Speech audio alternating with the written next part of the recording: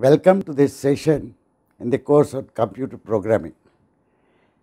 Today when I am recording this session, it is an important day for us. It is the Independence Day of India. I take this opportunity to offer my greetings and best wishes to all the participants of this course. In this session, we shall study the notion of an associative array to perform fast computations of an histogram in the context of doing image analysis and enhancement of image by improving the contrast. To quickly recapitulate what we had seen in the last session, we looked at the digital representation of images and we also saw how matrices can be used to represent images. In particular, we discussed the histogram and the cumulative distribution function, and then we saw how histogram equalization technique can be used to improve the contrast. In this session, in the context of histogram calculations, we will look at what kind of computations are required to be performed. In particular, we will discuss an important concept called associative array. We will use this concept in our program, which we will write for contrast enhancement.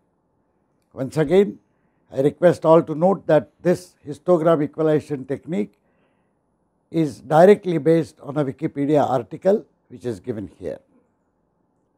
You will remember that we had seen a large image, black and white image, seen how its histogram was limited to a very small portion of the total area, and this was the cumulative distribution function. When we applied the histogram equalization technique and stretched the histogram, this is how the histogram looked, this is how the cumulative distribution function looked. More importantly, when we recalculated the values of individual pixels, we got an image which had a much better contrast than the original image. Of course, for the purposes of computations that we will discuss in this session, we will be used the simpler picture. You will remember this was an artificial picture consisting of 8 by 8 pixels, that is 64 pixels. These were the original pixels, and if we perform the contrast enhancement operation, this would be the new image that we will get. You will remember the pixel values for the image were shown to be like this. We had noticed that the smallest value was 52 and largest value was 154, indicating that the entire image is concentrated in a small range of pixels. We had also seen the histogram values which result from this image were not shown 0 pixels, pixels which did not exist at some pixel values like 0, 1, 2, 3, 4, but this was the list at which at pixel value 52 there was 1 pixel, 55 there were 3, 62 there was 1, 68 there were 5, 69 there were 3, and so on. So this is nothing but a count of how many times a particular pixel value occurs in the image.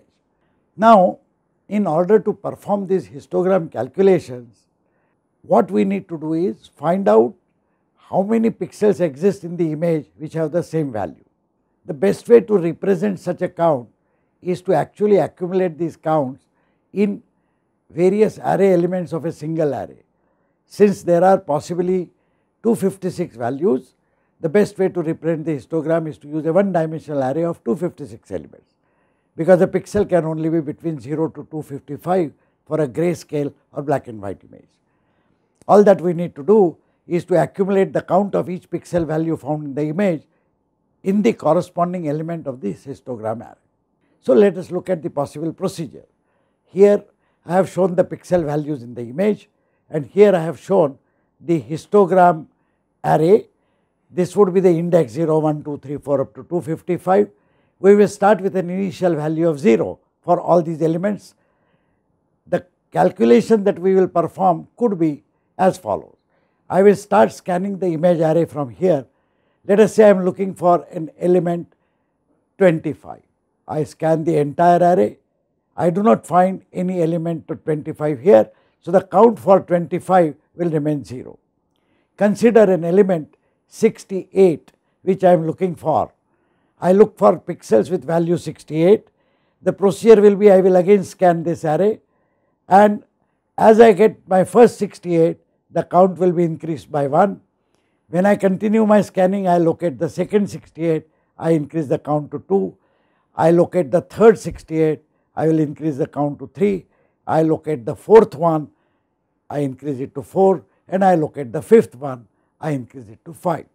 So after completing one full scan of the image pixels, I will have the total count for the pixel which has a value 68 as 5 here. I could do the same thing for the pixel value 69. The count will be 3 because there are exactly 3 pixel values here.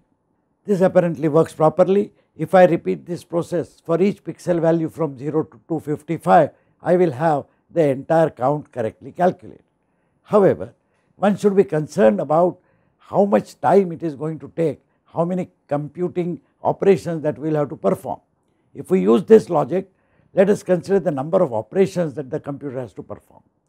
Assume that we have an array called IM 8 by 8 for an image and H256 for the histogram. Now for each pixel value P, we scan all 64 pixel values in IM and compare each with P. Then we assign the total count of those pixel values which match to the appropriate element of H. This is exactly what we saw happening in the previous slide. We have to repeat this for each of the 256 possible values.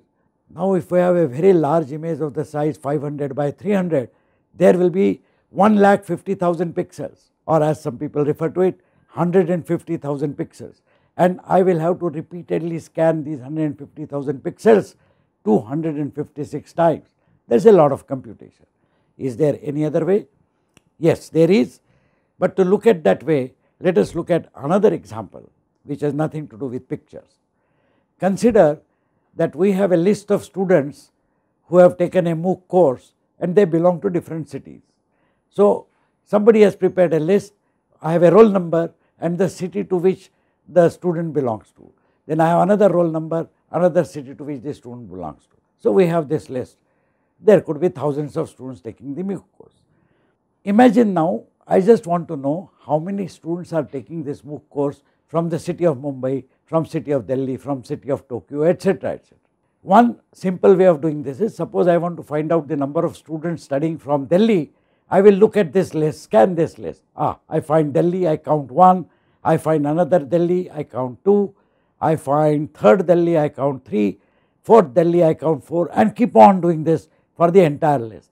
At the end, I will get the count of students who are studying this course from Delhi. I can do the same thing for each city and I will then get this kind of count. Delhi 4024, Dhaka 1729, Dubai so many, Karachi so many, Kathmandu, etc., etc. Observe that this city statistics that I am counting has an uncanny resemblance to the histogram that I was counting, but we will come to that in a moment. Now if we use our approach to do such counting, which we used in histogram counting, we take a city, scan the complete list and put the count value against that city in our count table, and we repeat this for each city. Now look at the operations involved. If there are 50,000 students taking a MOOC course and if they belong to 200 different cities, we need to look at each of the 50,000 entries 200 times, and that is 1 crore comparison, or as some people would refer to this number, 10 million comparisons. This is clearly a very time consuming exercise. In fact, this is not how statisticians do their counting, but we will not consider that. We will consider a simpler way of doing these computations, and this is where we look at the notion of an associative array. It will be useful if the name of a city, which is a value in our list, itself can be used as a key or an index to directly access the associated count, which itself happens to be a value in our table for city and the count. An associative array is in fact a set of key value pairs.